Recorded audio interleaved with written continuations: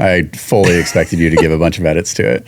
No, I mean, it was like you guys nailed it. I mean, you looked at the gloves that I had already, and you guys significantly improved on what those guys were doing. You brought the coolest thing that you did was you brought elements into it on the functionality side that weren't really in our sport yet.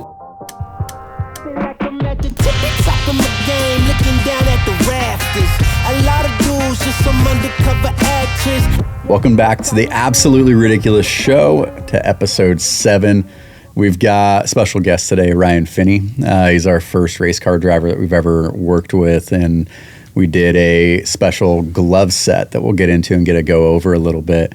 But Ryan, I wanted to kick it off with essentially an intro of what's your background, how'd you get into racing, and what are you doing today in racing? Okay. So like most of us, same with any other sport, we start when we're super young. I started racing go-karts. I was like 6 years old. And then I just kind of moved through all the ranks in go-karting. You win stuff and you get, they're like, okay, well, now it's time to kind of take you into cars. So I got to do what back then was the Red Bull American Driver Search, which was putting American drivers in F1. So I did the whole driver search program, got to go to Europe, got to kind of compete against other people for that coveted F1 seat thing. And then I ended up coming back to the US shortly after and running in sports cars with GM and a number of other kind of manufacturers. And spent the last couple of years kind of bouncing between some open wheel stuff and then, which is like the IndyCar, Indy Lights stuff. And then last year ran the full LMP series, which is Le Mans prototypes. They're really cool.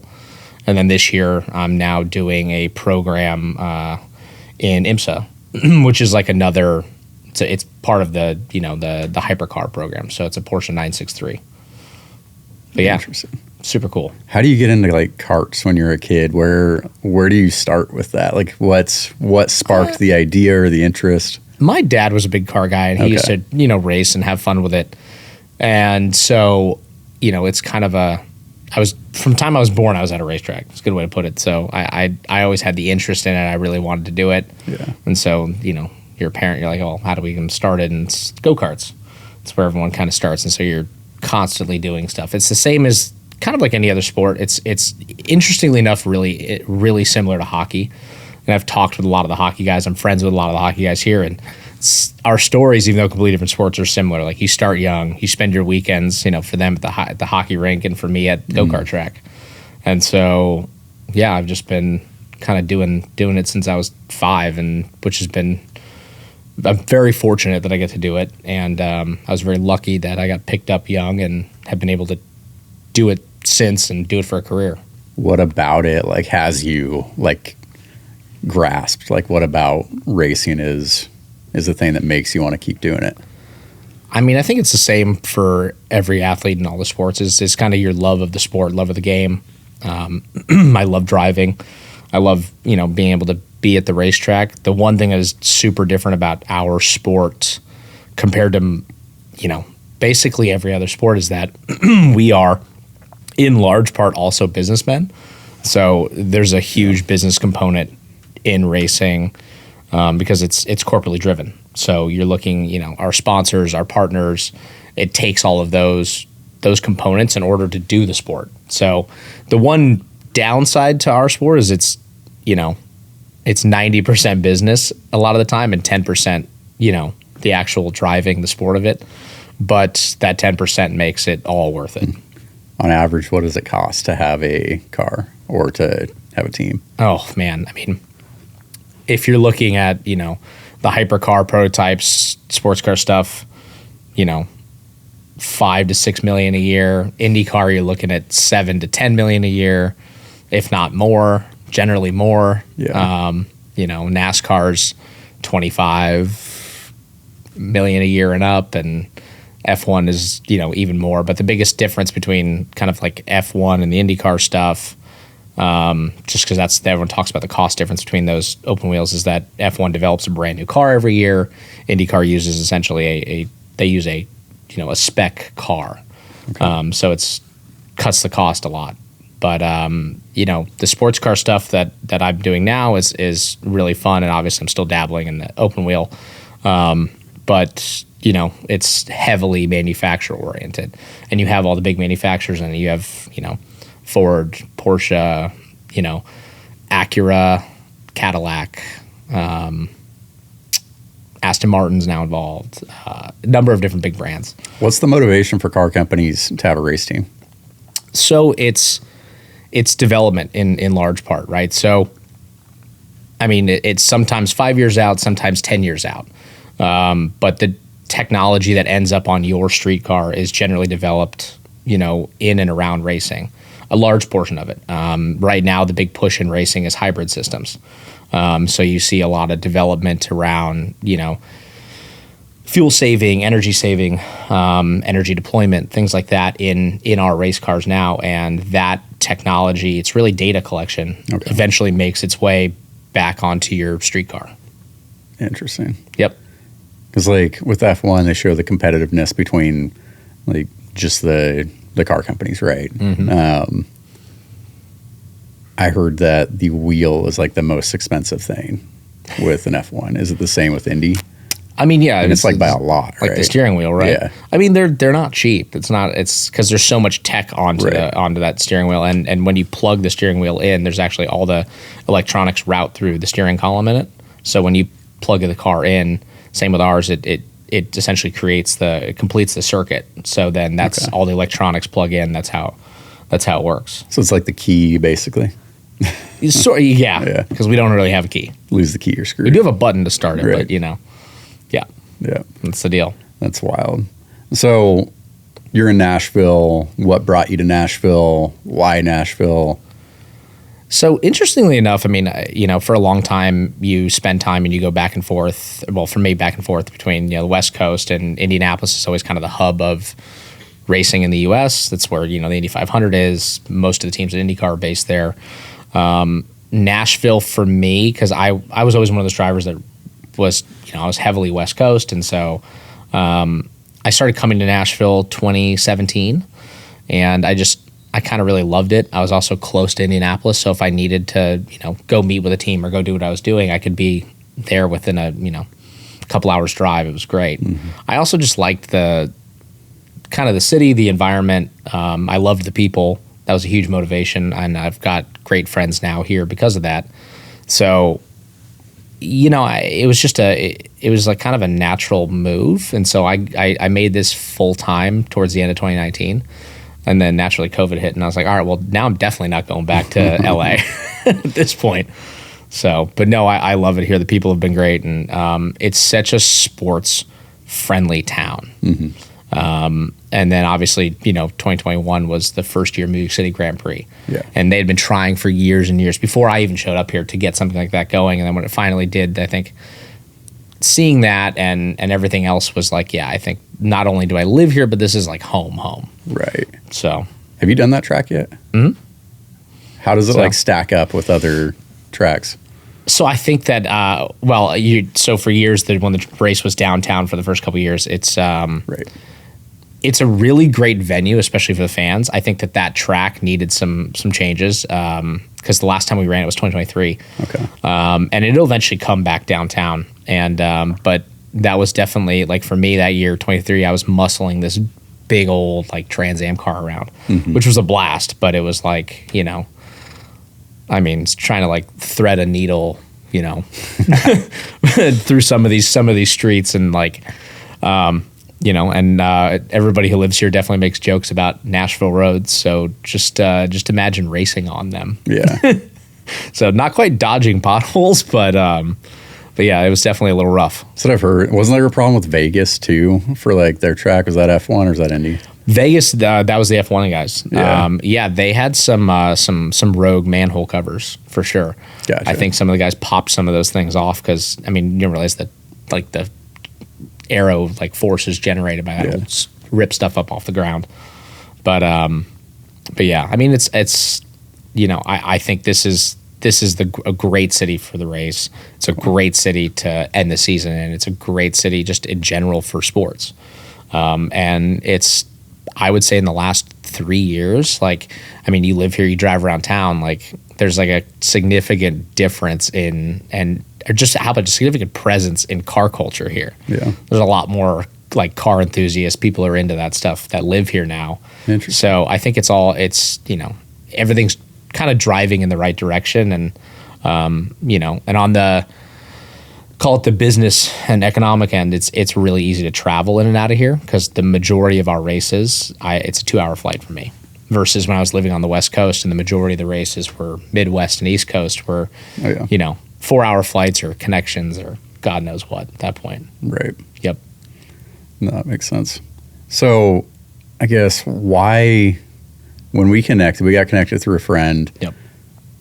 Why did you want to take a chance with us? I want to jump in on like the gloves a little bit. Why did you want to take a chance with us on designing your gloves?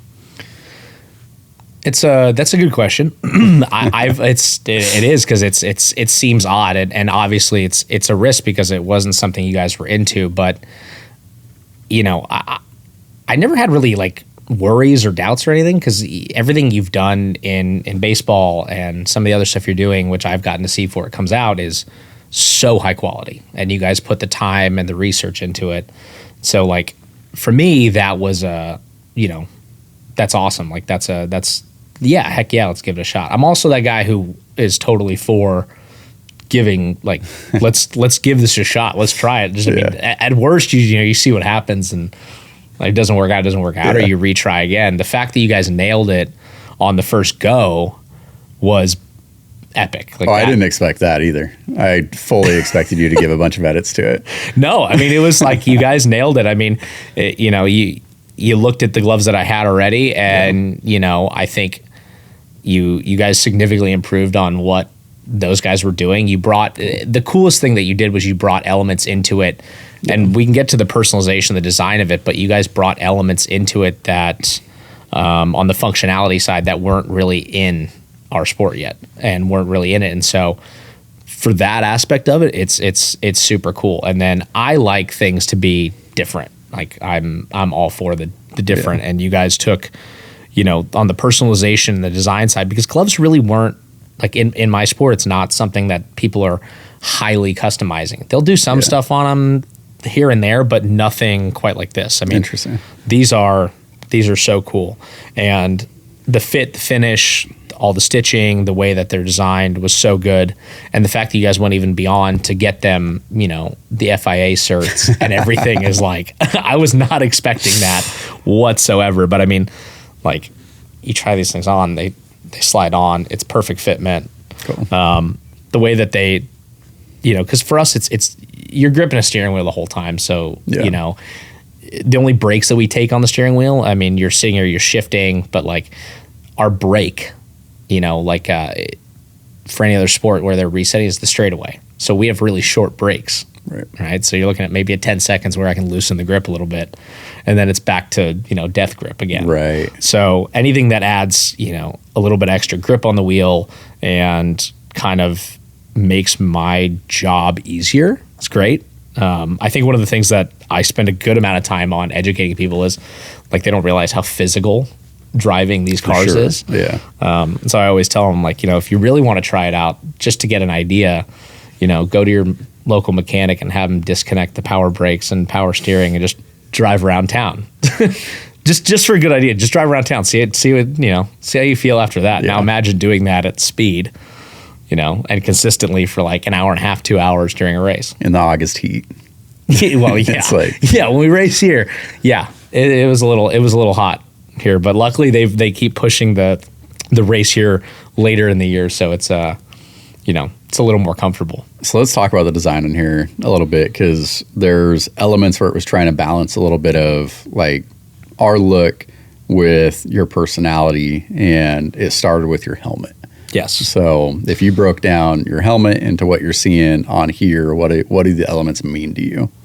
So, I mean, obviously the most visible, of this, you see the shamrocks on the gloves. I've had shamrocks on my helmet. Go figure, I'm Irish, if you couldn't tell. I've had shamrocks on my helmet since my first painted helmet. So like getting your helmet painted is like that's your one identity as a driver. Right. So you get to custom paint it, you design it. Like back in the day when I got started, they would literally put, like a helmet designer would give you like a little black outline, and you would literally with like colored pencils or crayons and Serious. you'd like design your helmet, and they would have to go back and like attempt to, kind of like recreate what you drew. And so I was always like, wanted the good luck, wanted all this, all that stuff. And then I've worn red gloves for a really long portion of my career because there was a driver for years and years and years named Greg Moore who he passed away in a big accident long time ago, but he was known for the red glove thing. Okay. And so like red gloves were kind of like throughout my career, I've had red gloves. Okay. And every once in a while we'd sprinkle in some other colors, but the red glove thing is kind of special. It's known as his deal. Yeah. So it's kind of like an homage to him at some point. But that's cool. You guys nailed it on this. And I came to you. I loved the ice cream drip was so cool on the gloves and the baseball stuff. And then you guys kind of did a variation of that, which was unique to me, which I loved. But no, you guys nailed it. I mean, the fact that, like I said, you went so far as to get the actual FIA certification is wild. So it wasn't easy to find a factory, by the way. No, I'm sure. So if anything ever did happen, which granted, like now the fuel cells, everything's so safe. Rarely do we ever see fire. Yeah. Like it's rare. But if we did, I'm super safe in these, which is always good. Got to protect the assets, man. Dude, absolutely. But no, you guys nailed these. Cool. These were such a cool thing. And I had a ton of people message me, a lot of people, a lot of positive response to it. People were super curious. And I think that this year we're starting to see some people who have reached out to some of their sponsors, their manufacturers, to do some unique things like this. Okay. But you guys are now the OGs. Let's go. So what is like style and self-expression look like? You talked about like the helmet. Have guys like done anything outside of that? Like, have they been messing with I know like you got cars, have they been messing with their suits? What does it look like? What's the evolution of it then? So mostly, I mean, realistically, for the longest time, in terms of like individuality, driver identity, the way that you identify a driver is because obviously you don't see our faces for the most part. We're in helmets. It has been the helmet. So how we design our helmet is what's iconic. That's how you differentiate yourself from everybody else. Every helmet is essentially unique, and like I said, most of us grew up like with this sheet of paper that we would draw our helmet design and then send it to our helmet painter and be like, hey guys, can you replicate this? That's cool. And that's always how it went. So to have something that takes it a little further, because like the suits, suits and the overall look of things is dictated by the sponsors. Yeah. So it's usually their colors or team colors or whatever it might be. That's just the way it's been for literally forever, actually. Right. So this is super cool because it's new. Nobody's really done something quite this different. Has there been, what's like the wildest, I guess, collaboration or entry of kind of culture into the sport? Like if you're thinking about music or film or any type of collaborations that you've seen? There's been a number of things over the years. They did a Red Bull a long time ago collaborated with Star Wars, and they had all the pit crew guys, which is still my favorite collab. They did that in Monaco where they did, all the crew guys, the mechanics were stormtroopers, and it was a wildly cool collaboration. If you remember Blockbuster, they did them and Indiana Jones and all that stuff, did a really cool activation in IndyCar. There have been a number of things. Adam Sandler and his production company usually jump into NASCAR stuff from time to time. One of the cool things that we're doing is the next car that I'm racing, which we're getting ready to launch that, kind of debut what that's going to look like, is a throwback to a super famous, livery that was on cars back in the 80s. Okay. With obviously today's modern sponsors, but there's still a lot of connection to it. It's really cool. It's going to be a really cool kind of activation. That's cool. Yep. If you could see the sport, is there anything that the sport's like missing that you wish that they would get a little bit more into as far as like design or I would love marketing? to see more of the fashion stuff get involved. I think that, you know, at the end of the day, it's racing really, because of the way the teams operate, the way that everything is, it is essentially like the wild, wild west, right? Like a sponsor can come in or a brand can come in and get involved. And it's kind of like the, you know, I'm not going to say it's do first and kind of ask for forgiveness later, but a little bit. It's also like, but it is kind of like, how creative do you want to get? What do you want to do? So when I explain that to a lot of the brands that I work with, like they don't fully understand that at first. They're like, well, what do you mean? I'm like, well, what do you want to do? Yeah. You know, like give me an idea of what you want to do and we can run with it. Yeah. And they're like, well, what are the like parameters? I'm like, well, you know what the car looks like. And so you can put whatever you want on there. But in terms of promotion, or you want to do something cool, you want to do really cool, like fan activations, like, sky's the limit. Like, tell us what you want to do, you know? Can you, like, I guess drivers, when you're doing sponsors, because like, is there a max of how many you can have? No. Because you're just trying to get your fees covered. You really, yeah. I mean, there's a budget that's needed to race. And so like, that's the main objective of the sponsors, is covering essentially the fees that it costs, because it's a heinously expensive sport. Yeah. But the one thing that's really great is that we have awesome fans. So companies that sponsor racing usually see a pretty high ROI, because racing fans are so dedicated to, you know, keeping those cars on track and seeing that, which is, it's really cool, because they will be like, oh, like it's the best example of it was like the cereal example in the 90s, right? There's a cereal company that sponsored race car, and they put the race car in the box and they did all that stuff, and then they had the same cereal, same brand, and they were literally next to each other. Gotcha. And That's the cool. box with the race car on it, you know, they did this at Walmart literally in the 90s, I think. Mm-hmm. Sold out, but it was like everywhere, because people were like, oh yeah, we're gonna buy the racing one. Didn't cost any more, wasn't any different, it was just different packaging. You guys have jackets and stuff, like the NASCAR jackets, or? We do. So, but I would like to see way more creativity in that. I'd love to see other brands jump into it. I mean, at the end of the day, it's like, you know, if they get involved, and some of the activations we do, like I'll bring the race car, like my birthday, which you guys, you know, were part of, we brought the race car, and like, it's just, a lot of people don't get to see the cars up close. So doing these activations, getting to bring the cars, it's not just about the sponsorship for me. It's like the educational side of it, because there's people. I mean, a lot of people don't really understand, you know, and like they also don't understand like these race cars are development tools, and that there are elements of race cars, you know, for the past 50, 60 years in their street cars today. Mm-hmm. Seatbelt technology, you know, crash and impact like crumple zones. That stuff's all developed in and around racing. That technology. Not to put you on the spot, but if you had to give a pitch to our audience, is going to be mostly baseball fans. Listen to this. I love it.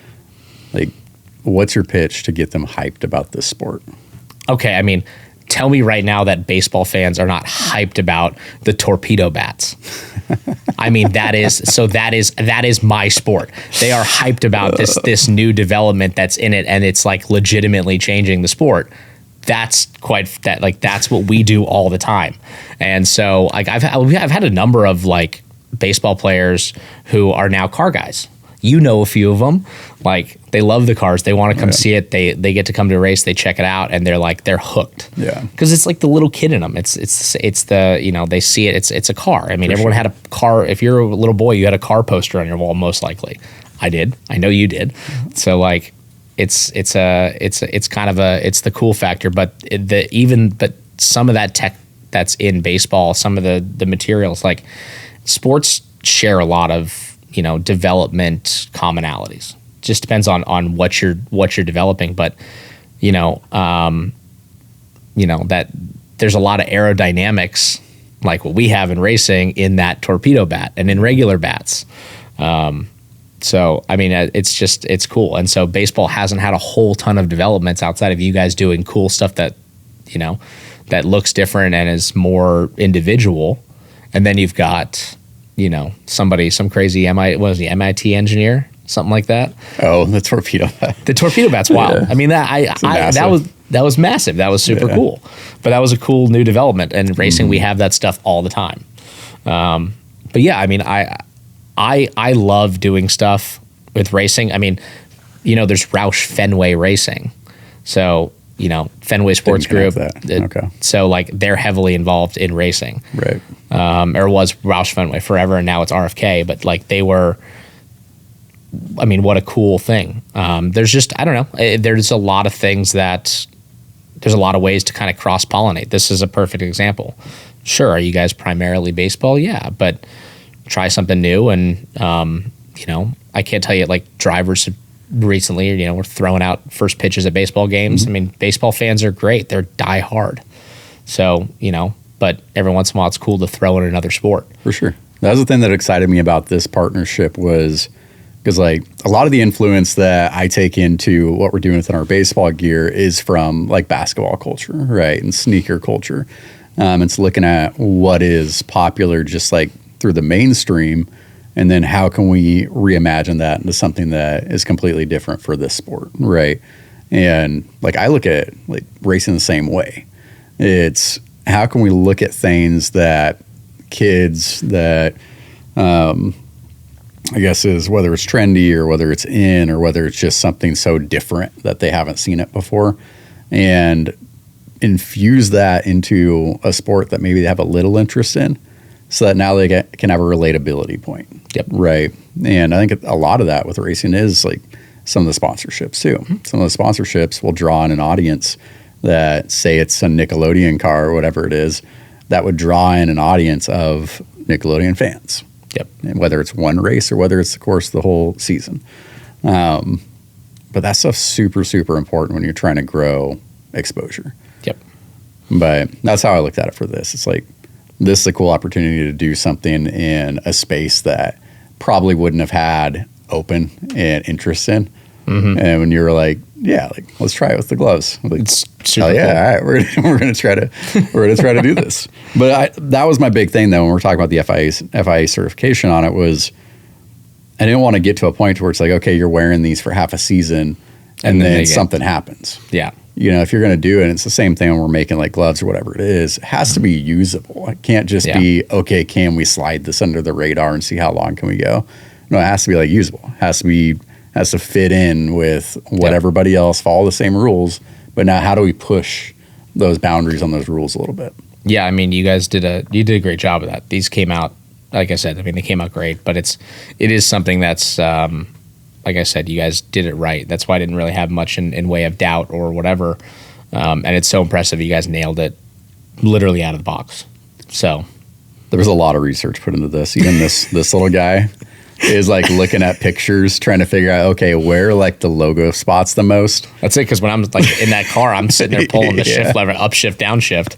Most of the time as I'm sitting here driving. But yeah, that was why the logo got moved up here, because a lot of the times, like, all the cool shots, this was covered, like, in the cockpit shots when they're going around the track, like live cams and stuff. But you saw my onboard footage, like, from this past year, like, and these things, every time I'd turn, it was really cool to see. You saw the gloves, like, prominently, and that's in a fairly dark lit, club air compartment. But yeah, this for me was 100% just because it was fun. Like, for the listeners, we didn't sell these. We didn't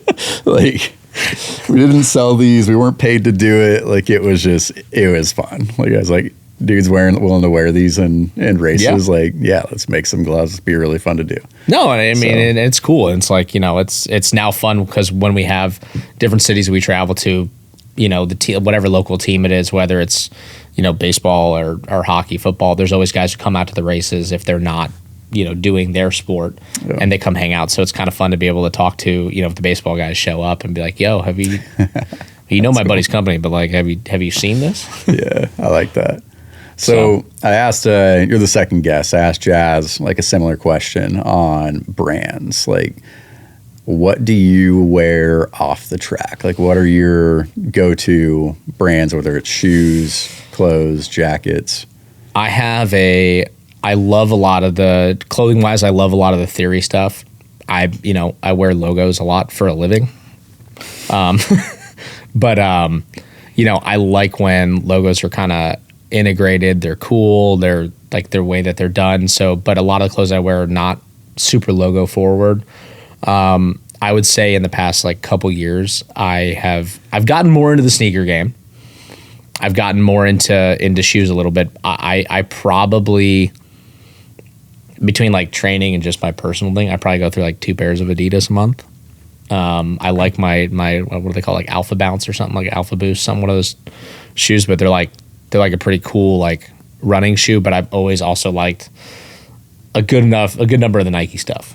Like I think Nike does some cool stuff as well. I mean, like, you know, the day-to-day, you know, like the Dunks and stuff like that. You just have no brand loyalty on shoes. I'm not as like brand loyal. I mean, I like what's cool. Like I like what looks cool, and like I would totally work with a brand to do something. And we reached out, and this is how I got kind of like first intro to some of the Nike people and whatnot. And they're super cool folks, but like we reached out years ago because I wanted to do a Chuck racing shoe. I wanted my racing shoes to look like Converse, like Chucks, because it was part of like an activation we were doing with a team, with a basketball team and some stuff back in the day. And I was like, yo, it'd be cool to have like some Chucks, like racing shoes. So I would totally do like a cool custom shoe that in racing. Cause I mean, it's again, it's another way to differentiate myself. It's, you know, it's a showing of individuality. It's just, it hasn't really been done yet. Mm-hmm. Are there rules within like shoe design for No, the only thing is like, so racing shoes are super similar, weirdly, to wrestling shoes. Okay. So they're kind of like narrow because there's not a whole lot of room down in like where we call it the pedal box area, but like there's really not a lot of room. So like I wear like a size 10 and a half, and like that's big. So like, you know, guys that have bigger feet than that are screwed. I mean, they're like James Hunt back in the day, F1 guy, he used to cut the tops off his shoes because his feet were too big. Wow. To fit in the pedal box. And like since then, guys who have like bigger feet have like worn shoes that are a size and a half too small, which is horribly uncomfortable. I wouldn't do it. That sounds miserable. How long's the average race? Like 2 hours. But I mean, like you realize like when you're hitting like the gas pedal, your foot is down on the gas pedal, right? And I run a spring loaded gas pedal, which not everyone does. I mean, there's like, when I say spring loaded, like I run like a pretty decent tension on it, so that I have to use like muscle to help regulate it. Because like if you're going around a corner and you're like kind of doing that and there's a bump in it, and then you hit the bump and it like lifts your foot off the gas. So when you're putting more effort onto it, it helps, you know, I don't know, kind of regulate the throttle. But like the brake pedals in our car, because it's not power assisted, right? So when you hit the brake pedal, you're hitting, and you know, you're pushing 220 to 400 pounds of force. So it's like, you know, just hit the brakes. And now granted, it's quick, because like the way that in a race car we hit the brakes, you hit the brakes hard initially, like really hard. So like we have brake traces where it's like, whoo, and then you taper off. And that's so that you're not, when you hit the brake, the front of the nose essentially pins down. And then you hit it really hard initially because you have all the aero on the car. So you're using the air as much as you are the brakes to slow the car down. Okay. And then the reason that you kind of taper off of it is so that the front doesn't pop up again. Because if the front pops up, even though we're talking an inch of suspension travel, all of a sudden you'd be going to the corner and it's just pushing, it's turning. Gotcha. Or not turning, I should say. Huh. I mean, that's the most like simple term I can put it. So there's a lot of technicality in what we do and how we drive, and then and then you're doing it repetition. Like every single lap, like you're looking at the same brake markers, and so like that's usually the sign of a good driver is how consistent you can be. So if you could run lap times within like a tenth of each other every lap, you know, minute and a half lap, and you're, you know, within 1/10 every single lap is a lot. So it's a lot of repetition. It's a lot of, you know, kind of visual acuity, things like that, because you're hitting the same points, and it's all mostly feel, but you know, you got to know where your brake points are, turn-in points, apex, exit, throttle on, throttle off, like all that stuff. How much of it is the driver versus the car? Like, I mean, that stuff's all driver. Okay. That's all driver. Because you are in control. Mm-hmm. So, I mean, I'm the one pushing the brake, you know, the brake pedal, the throttle pedal, upshifting, downshift, you know, there's a lot. And if you downshift too soon, you over rev. then you get fined. Engine manufacturers don't like that, but there's a lot that goes into it.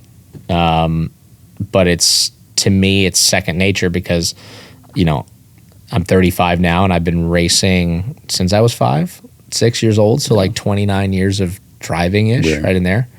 And I've been in cars for now 20 years since I was 15. Mm-hmm. So, there's a lot there's just, I don't know. For me, it's second nature. But I love when I hear people that are like, yeah, like we're getting into like autocross and like learning stuff. And they're just like later in life, even just trying it. Yeah. Like they'll always come up to me and talk to me about it for a little bit. And they're like, we had no idea. I'm like, I'm glad you're learning. Spread the word. That's cool. That's cool. I know it's like Frankie Muniz with NASCAR is kind of cool seeing him switch careers later in life, but actually work up from the bottom. So Frankie and I, we raced I've known him for a long time. We raced together in 2006 in a series called Formula BMW. So I think it was right around when Malcolm Middle was like kind of wrapping up or whatever. Okay. And he decided he wanted to come race. And pretty He's funny. Been doing it that long? Yeah, he's been in and around it. There it is. There's dude, that's 2006 Formula BMW. It's all right. My picture's just as horrendous, I'm sure. But yeah, we're young guys, and he's always been a super cool guy. I think he's like maybe 2 or 3 years older than me, but yeah, like he's been at it for a long time. He works at it hard for sure, and it's fun for me to watch him in the NASCAR stuff. Yeah, that's super cool. It's cool to see it, but yeah. How do you train your body? Like what type of training goes into prepping for, you're talking about like with the pedal and with the steering? So I would say like we spend a fair amount of time in the gym. Obviously most of us have trainers, me included. But you're looking at, boxing is a really good training mechanism for racing. Most of what we train for is kind of like HIIT calisthenics stuff, but it's about stamina. So it's similar, like, training for a marathon kind of thing, like going on long runs, stuff like that. It's about controlling, maintaining heart rate. But, when like Red Bull for years, and I'm sure they probably still are, but they were super focused on like lactic acid, right? Build up in your body. Cause that's that like burn when you work out. So like you'd go work out and they would come around and then they would like prick your ear and fill up this little thing of blood. And then they'd go up to this little thing and test it and be like, all right. And so it was about training for that kind of like stamina was about decreasing lactic acid levels so that you can just keep going longer. So it's about like just maintaining a steady, but it's super physical. And then when you put the heat into it, because these cars are not, we don't have AC. So there's no weight room for an AC unit. No, there's no AC. No. They put like, there's like, they came out with these things called cool shirts, which is like like our fireproof undershirts that have these like little tubes that run in and out of them, up and down it. And so there's like a box on the side that has like ice water with dry ice and stuff in it, and it'll circulate cold water. And that's like the closest thing that we have to it. And that's only certain forms of racing, but like, like there's no real AC kind of thing. So when you couple in the heat of the car, and granted, those boxes are great for like the first like, maybe hour and 20, but eventually the ice in there does melt because you're just pumping hot water because you're boiling. So towards the end of a race anyway, like if your cool suit kind of craps out, which most of them, they do, not all of them, but some of them do, like you're just back to hot. Yeah. So sauna is like a good training mechanism. Yeah. And we do a lot of neck training. So, because like you got to remember, like we're going around corners, a couple G's, like 3-4 G's and then you're turning, and then we're wearing a helmet on top of it. So our head is even heavier than what it'd normally be. And so you're sitting there like holding your head up. Like, for me, like I know like the first like practice day or two after like off season's done, I'm, at the end of the day, kind of like noodle necking, because you're sitting there, you're going around a corner and you're like your head's just kind of bouncing around, which is not pleasant at all. But so a lot of people don't realize like how hard it is to race. There's a reason why. Yes. Like there's not a lot of race car drivers. Yeah. Yeah. The financial side of things definitely, on the sponsorship will definitely weed out a lot of that. But then when you couple in that it's a kind of pain in the ass. Yeah. Well, do you want to answer a few? Actually, I want to ask you first about, before we get into this. So your sponsor, Zeem, is that who does the show? So that was last year. Yeah. Last year? Okay. Yep. Do you still do the show? So we're getting ready to launch a new YouTube channel. New one. Nice. And so I just, I'm actually going to be filming a new show coming up this next week. Okay. And it's, best way to describe it is kind of like Hot Ones, but with cars. Nice. So we've got some cool celebrity guests that are coming in, and I'm going to be scaring the out of them, hopefully. Okay. So we're going to be doing a couple laps at speed, increasing speed every lap. It's going to be it's going to be a lot of fun. But that's a perfect Nashville thing. Is like there's so much cool talent here and so many cool people here. So when I called, and for years, people are always like hit me up like, hey, like. Depends on I had some football buddies in LA. They'd be like, yo, what kind of car should I get? Like after to get their signing bonus or yo, can I drive your race car? Or like whatever it might be. And I'm like, well, no, but I can help you with that other stuff. So now it's kind of like can you drive? No, but can I take you for a ride now? Yeah. Yeah. So it's been fun because I've made some calls to get people on it and they're like, wait, no way, really? We can finally do this? I'm like, yeah. I'm like, you're gonna be on camera and I'm probably gonna embarrass you for sure, but they're like, all right, cool. That's great. So much fun, though. It's going to be a blast. How many times do you get to have an opportunity like that? That's awesome. Yeah, no, I didn't think. I mean, we pitched this idea a while ago. The first time that we did it, we were partnered up actually with a record label here in town, and we had pitched the idea, and literally a month and a half later, COVID hits. And so we were like, oh, well, we're not going to be shooting the show now. And so for the last couple of years, because obviously the world changed a lot. So I was super hyper focused on sponsors and how to get back to the level we were in the sport prior to that and everything else. And now it's but interesting, COVID has definitely kind of ramped up awareness because we were one of the few sports that could really compete. Right. Which is weird to think when you're at a race and it feels like a practice day, right? Because there's nobody in the stands, which is bizarre. But that would be so weird. Yeah. But no, I mean it's but now it's having this, being able to kind of do this thing. It was just, I don't know, it was the perfect storm of couple things happened. Some guys came to Long Beach Grand Prix about a week and a half ago, and some big film industry guys, and they were like, yeah, hey, we definitely want to do something like this. I was like, well, interestingly enough, I'm getting ready to shoot this thing and we're going to do this, and they were like, yeah, we want to be involved. This is too cool. So and that's been the thing is once you get, this is a perfect example, is once you get people to come to a race and experience it in person, they are fans for life. Yep. So, and that's which is great because it is cool. I mean, you're especially when you're a kid, you're sitting there in the fence and 10 feet away is a race car hauling ass through corners and stuff, and it's loud, it's fun. They're a lot faster in person than they are on TV.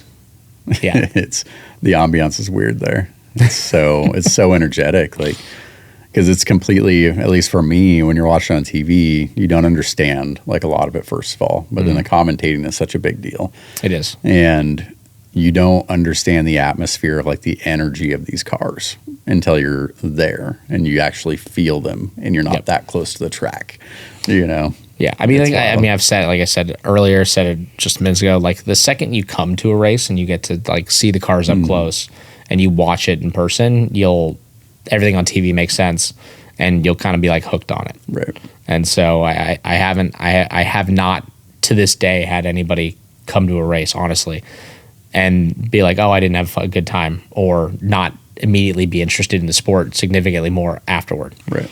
So. Nope. Go to a race. That's the deal. Moral. Go to a race. It's a good time. So I don't know how this is going to go, but the last few times we've been doing fan questions, and I don't read them until we're here, so I don't know what they okay. are. You down to answer a few? Yeah, let's do this. All right, we're just going to go in order.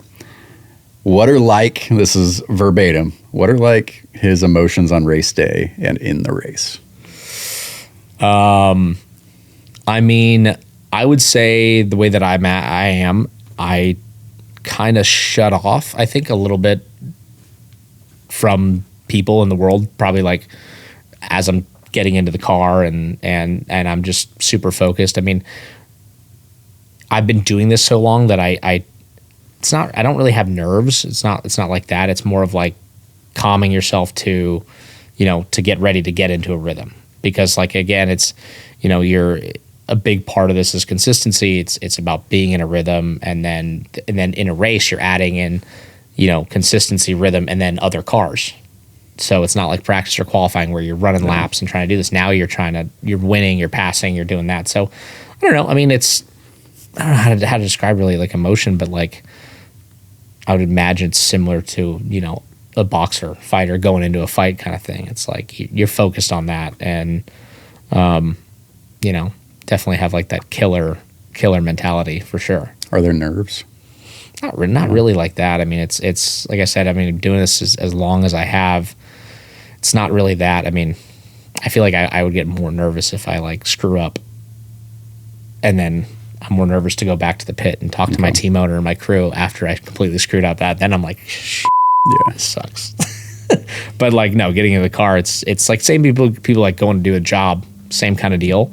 It's just, it's a little more high adrenaline. But yeah, the idea is consistency and kind of maintaining. And so you got to be, for the, cool, calm, collected.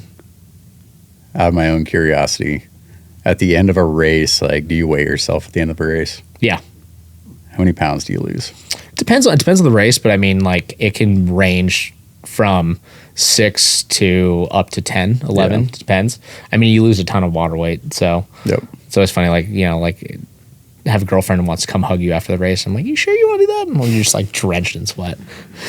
Yeah, Arizona summer ball was the same thing. We'd lose 10 pounds at the end of every game. Yeah. It is insane. Yeah. Same deal. And then it's back the next day. Yep. It's weird. How'd the gloves turn out? Well, I mean, I think we addressed that. The gloves were stellar. I mean, they were significantly better.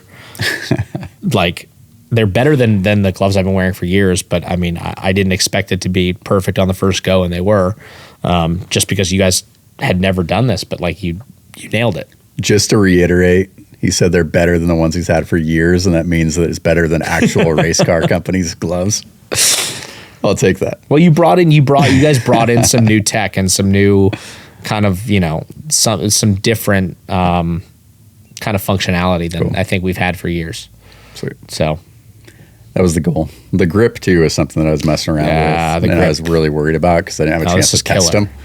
Just send it. This is killer. See how it comes back.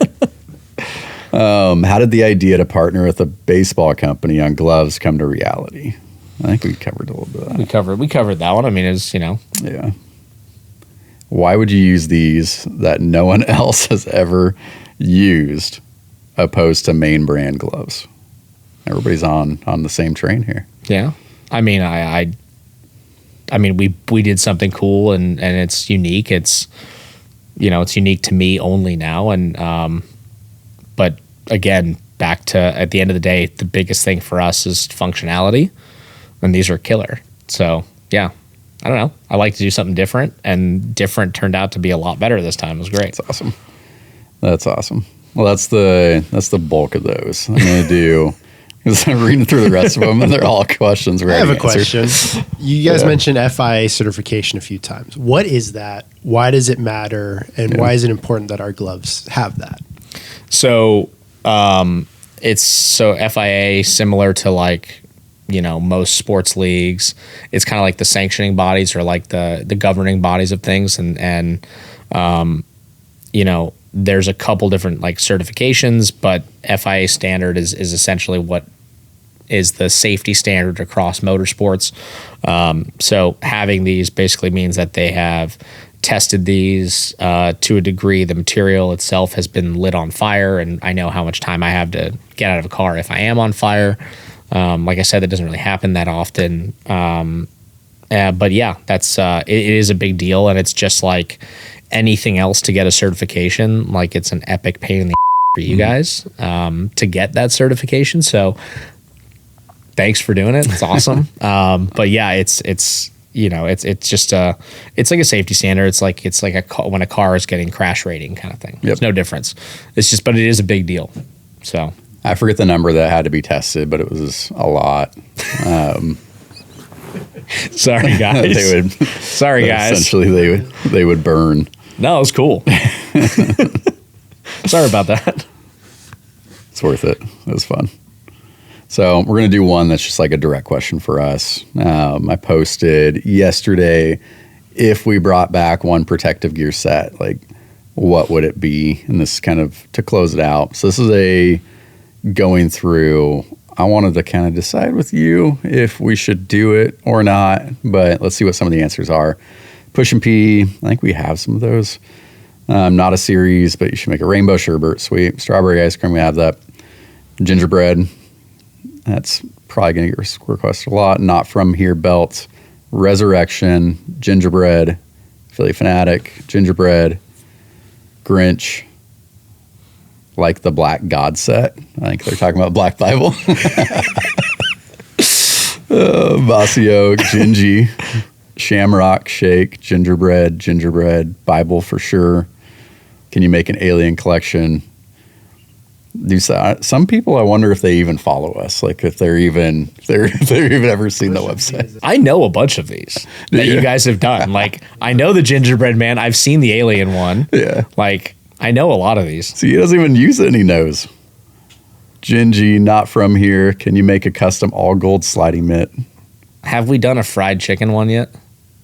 No, we have not. That's I would rock some fried. Would you? I got to hit up KFC.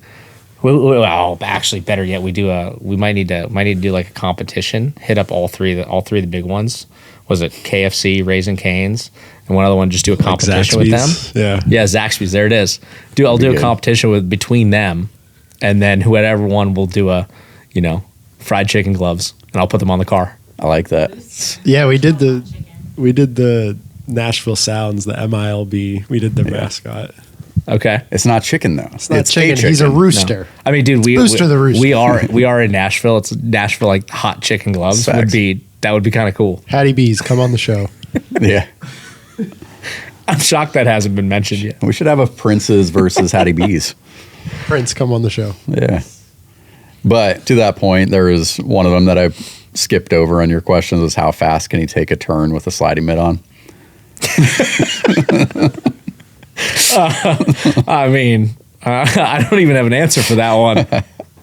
That's pretty good, though. So I think the consensus is gingerbread, reading through this. That's normally seasonal. It's normally Christmas. Has had some virality this last month. So I get that. Who's all been wearing it? Bryce has worn it this year. Ellie's worn it. We saw it on a minor league guy, and that's one Shrek. Shrek himself, the official Shrek account, commented about the gingerbread leg guard. So think we should bring that back next week? Yeah, that'd be cool. I mean, hey, so? That's super cool. So who's wearing that one? Is that Bryce? It's somebody on the Columbus Clingstones. Well, that's what's hilarious is that Ellie's been wearing it since last year. Bryce has been wearing it most of this season, and it hasn't gone viral until the minor league player. Also, but that's like an epic shot. That is a great shot. That is a really good shot. Shout out photographer. 36,000 likes. 1.7 million views on Twitter. I mean, it's cool. So, I mean, it's also it's a movie character, So it's even cooler. But yeah, no, that's cool. That's a cool, super good shot. All right, then Ryan Phinny is going to be responsible for bringing back the gingerbread set. So let's do it. We'll do it next week. We'll announce it on social at some point. But we'll do a 24-hour restock of it because Ryan said that we are. So does that mean that we should make a gingerbread glove now? That would be sick, actually. Okay. All right. So here's challenge the question, accepted, though. guys. I need to look into the colors because I forget what it was, but there was like four or five colors that were that they felt like would be that they already had done. Yeah. They've done the flame retardant tests and stuff. Okay. And so it was like black, red, blue, and something else. And yeah, I'll reach back out to that factory. Can we dye if we did the whole ground, can't dye. There's apparently that makes it who knows? Something with the flame retardant. Yeah. I'm not getting into that. I know more about making gloves right now than I do about the sport itself, so I need to change that. Well, like everything else, is a lot of red tape. So, but all right. So next week we'll bring back the gingerbread sliding mitt. Dude, that's appreciate you super coming cool. on. We need to have you back on again soon. Why don't we do one of these from the track sometime? That'd be sick. And rip you guys. Why don't you bring out some of the boys and I'll throw them in a car. Actually, at the new show, be fun. I'd love to see some of these guys jump in. I mean, they ask me can we drive your car all the time? Hell yeah. So maybe we can do something fun like that. Let's do it. I'd pay good money to see Jazz behind the wheel. Behind the wheel. But Behind the wheel. you see him in the passenger seat first. Oh, man. Yeah, I'd pay money for that too. And Bryce, who Bryce would be like the manly man like kind of thing, and then see if I can make him scream. Be great. Did anybody see Bryce's video yesterday on TikTok? He gave the morning routine. He's back. I was impressed with it. Yeah. He's just giving you insight now to a day in the life of Bryce. It was brushing teeth, putting in the contact lens. I saw somebody commented on it, said, I never thought I'd see the day that I'd watch Bryce Harper put his contacts in. Did he dunk his head in a bowl of ice water also? No, just normal hotel. What I love about it, though, is when I saw that, it was like posted for a few hours and already had 100,000 views. Yeah. He's a star. That's He great. is. That'd be sick, though. We'll get one of the guys together, and even if it's because that's the hard part with baseball is that the overlap, because you guys are racing the same time the baseball season is. And so we got to think about who that would be. It'd be cool to bring some guys up. Yeah. But let's do it, dude. I appreciate you coming on. Thanks, man. I appreciate being here. Cool setup. We're out. Easy enough. Cool.